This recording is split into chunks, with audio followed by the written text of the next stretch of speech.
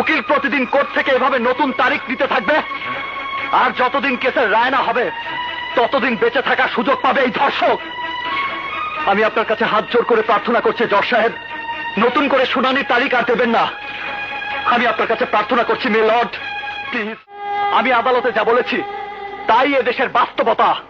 নাবালিক ধর্ষণ, শিশুদের উপর অত্যাচার, মহিলা ধর্ষণ, তাদের উপর নগ্ন হামলা, তাদের মুখে এসিড ছুঁড়ে মারা এদেশের কঠিন বাস্তবতা।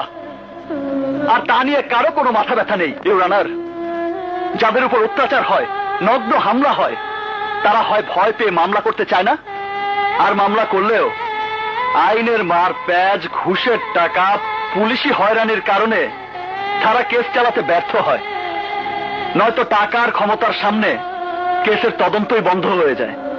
উল্টো তারা হামলার শিকার হয়, তাদের উপর ইনকোয়ারি হয়, কিন্তু সেই ইনকোয়ারির ফলাফল অনুযায়ী কোনো কাজ হয় এমন ঘটনা এদেশের মানুষ গল্প উপন্যাসেও পড়েনি। সমস্ত সাক্ষী আদালতে এসে তাদের সাক্ষ্য বদলে দেয় কেন? কোর্টে কেস এত লম্বা সময় ধরে চলে কেন? কোর্ট ও পুলিশের চক্করে পড়ে যারা কেস করেন তাদের বাড়ির মেয়ের বিয়ের বয়স পার হয়ে যায়, আর যদি স্ত্রী হয় সে বুড়ি হয়ে যায়, আর যে বুড়ি সে মরে যায়। এমন কেন হচ্ছে জজ সাহেব?